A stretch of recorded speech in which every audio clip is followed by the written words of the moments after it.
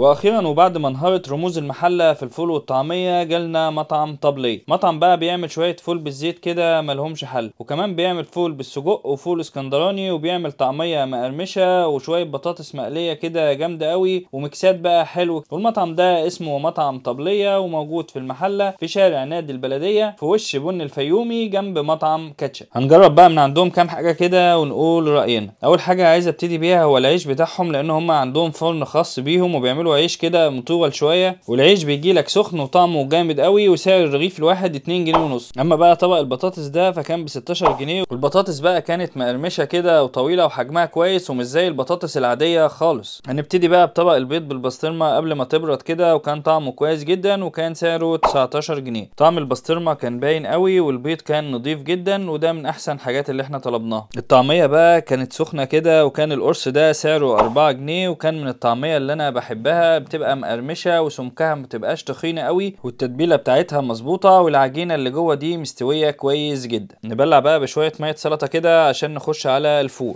طبق فول كده بالزيت الحار لوحة فنية سعره 15 جنيه. طعم الفول عندهم كويس جدا، والزيت اللي محطوط على الفول ده نضيف جدا، وطبق فول ابن ناس قوي ومحترم قوي وعجبني قوي. اما بقى الفول اللي بالسجق فكان سعره 23 جنيه، وكان طعم السجق مش باين فيه قوي، تحس ان هو فول اسكندراني عادي خالص. فعجبني الفول اللي بالزيت عن الفول اللي بالسجق. نخش بقى على اجمد حاجة عندهم وهو ميكس الحلو، وبيبقى عبارة عن حلاوة وقشطة ومربى، والطبق ده سعره 15 جنيه. طعم القشطة جامد قوي وطعم المربى والحلاوه كويس جدا، انما بقى لو انت عملت ميكس التلاته مع بعض كده هيبقى الطعم جامد قوي قوي، وده احسن حاجه احنا جربناها عندهم. والطبق ده محترم جدا ومن احسن الحاجات اللي احنا طلبناها عندهم. وبكده نكون انتهت تجربتنا النهارده في مطعم طبليه. لايك وفولو عشان في تجارب تانية جامده جدا.